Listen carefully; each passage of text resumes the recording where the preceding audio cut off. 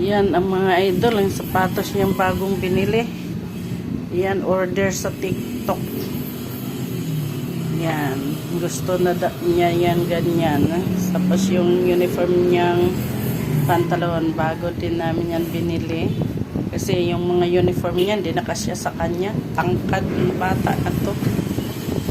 Yan, 14 years old pa lang yan mga idol. So, ang tangkad, matangkad pa sa papa niya. Yan.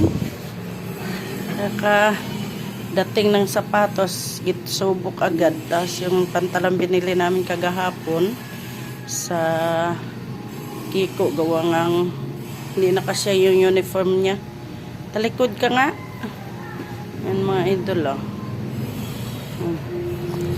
Puribuyag lang, malaking tao. 14 years old pa lang yan mga idol. Ang height, ang papa niya 5'6", siya 5'7" na. 13 years old. 5'6" si papa mo. Hindi 5'7", 5'5", 5'6" si papa. Yan mga idol. Oh, tas saan na ba yung bag mo? Diyan. Oh, diyan daw ang bag niya mga idol. Be.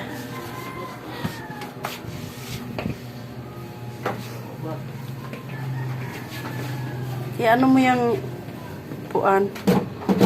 Yan mga idol. Yung bag niya mga idol. Bago din bili yan mga idol. Pa yung bag lahat bagong bili.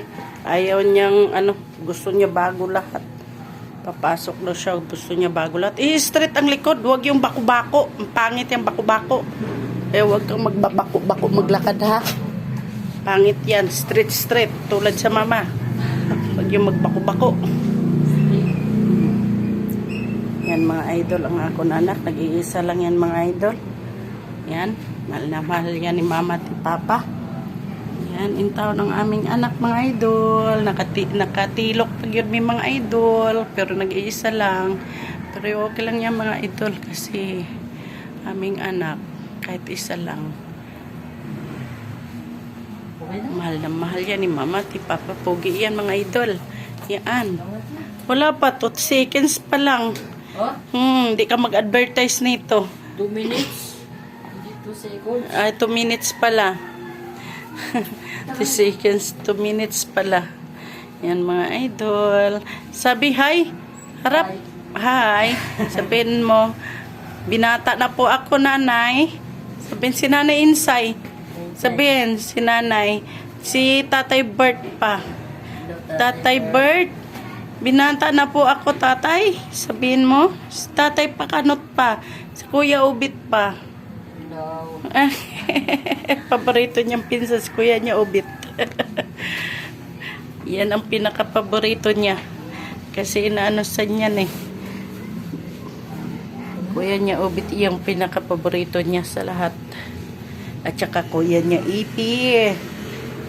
Yun ang kaklose niya, kuya niya Ipi. At saka si kuya niya Ubit. Kuya Dibong. Yan, tatatlo paborito niya yan. Gawang kaano sila to na napasok na sa kwarto mga idol. Bye bye.